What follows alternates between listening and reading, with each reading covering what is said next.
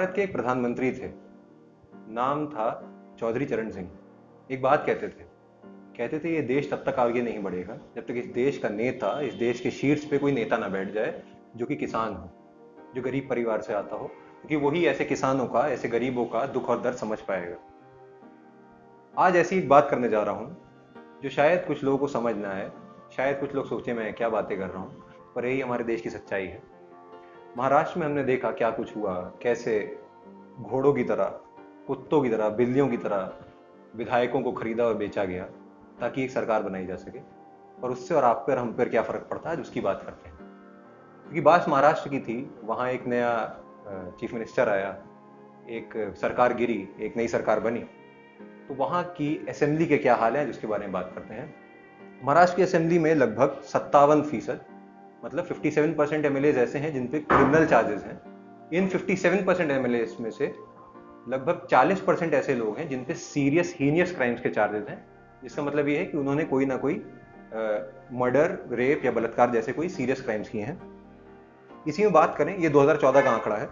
2019 में ये आंकड़ा 62% जाता है, जिसमें 62% एमएलए जो आते हैं उनके ऊपर कोई ना कोई क्रिमिनल चार्ज था, और इसमें से 40% जो सीरियस क्राइम्स का था वो स्थिर था। आप सोच सकते हैं कि हमारी असेंबली में कैसे लोग बैठ रहे हैं। वो गुंडे हैं, बदमाश हैं, बलात्कारी हैं। यहीं तक बात नहीं रुकती, बात इसके आगे जाती है। और जब पार्टी वाइज हम इसे देखते हैं कि कोई कौन सी पार्टी कितने ज़्यादा ऐसे लोगों को आगे बढ़ाती है या नहीं बढ़ाती है, तो भी बड़ा रोचक है। इस आंकड़े में सबसे ऊपर बीजेपी का 62% संख्या जाती है, जिसने 62% ऐसे लोगों को टिकट दिया और वो चुन के असेंबली में आए, जो लोग क्रिमिनल चार्जेस थे जिन पे। 2014 की बात कर रहा हूँ मैं।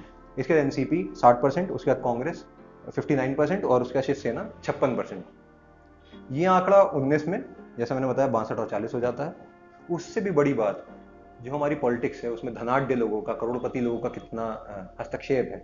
तो 2014 में 78%, 88% करोड़पति एमएलए थे महाराष्ट्र असेंबली में, और 2019 में आंकड़ा बढ़ के 53%, 93% हो जाता है।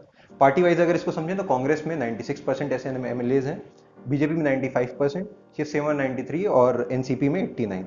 और इसका अगर अनुमान लगाया जाए 2023 तक, ऐसा मान सकते हैं कि शायद 100% जो एमएलए हैं वो करोड़पति हो जाए।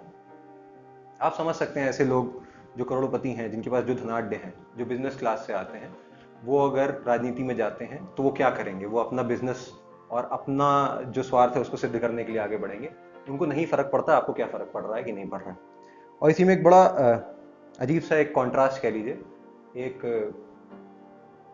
विरोधाभास कह लीजिए। 2021 में वर्ल्ड इक्वालिटी रिपोर्ट आई, उसमें ये पता चला कि हमारे देश में इनइक्वालिटी कितनी है।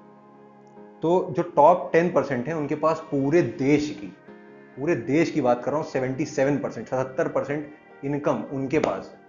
और टॉप 1% जो रिचेस्ट हैं इन सब में, उनके पास 58%, 58% पैसा है पूरे देश का उनके पास। आप लड़िए, आप एक दूसरे का सर फोड़िए, आप जातियों पे, आप धर्म पे, संप्रदायों पे लड़ाई करिए, ये लोग पैसा काट रहे हैं। राजनीति से लेके बिजनेस तक सब कुछ प्रॉफिट एंड लॉस पर है। आपसे किसी को मतलब नहीं है। आप मरेंगे क्योंकि कोई राजनीति खेल रहा होगा। आप सड़क पे मर जाते हैं, पर वहीं कोई नेता अगर उसको छींक भी आती है ना, तो एक हेलीकॉप्टर उसको लेने आता है हॉस्पिटल तक ले जाने के लिए। आप रोते रहते हैं, नेता मौज काटते हैं।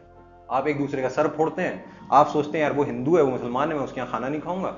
वो सबको बेच रहे हैं, वो आपके धर्म को, आपके भगवान को, आपके ईश्वर को, सबको बेच रहे हैं।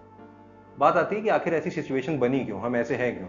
तो अंग्रेजी में कहावत है जिसका हिंदी अनुवाद बता देता हूँ, कि हम वैसे लीडर्स चुनते हैं जैसे हम खुद होते हैं। हम शायद खुद बलात्कारी हैं, हम शायद खुद शोषक हैं, हम शायद खुद चोर हैं, इसलिए हमें ऐसे ही नेता पसंद हैं, हम ऐसे ही लोगों को चुनकर आगे लाते हैं। कोई अच्छा आदमी आपके दर पे आके आपसे वोट मांगे, शायद आप उसके मुंह पे थूक दें, और वहीं 10 गाड़ी लेके कोई आपके घर के सामने खड़ा होगा ना, तो आप कहेंगे यार क्या बड़ा नेता, बहुत भागवली आदमी। अपने अंदर पे टटोलिए, खुद को जानिए, सही लोगों को आगे बढ़ाइए। नेतागिरी में आना है तो आगे बढ़िए, ऐसे फालतू लोगों के तलवे चाटने से कुछ नहीं होगा।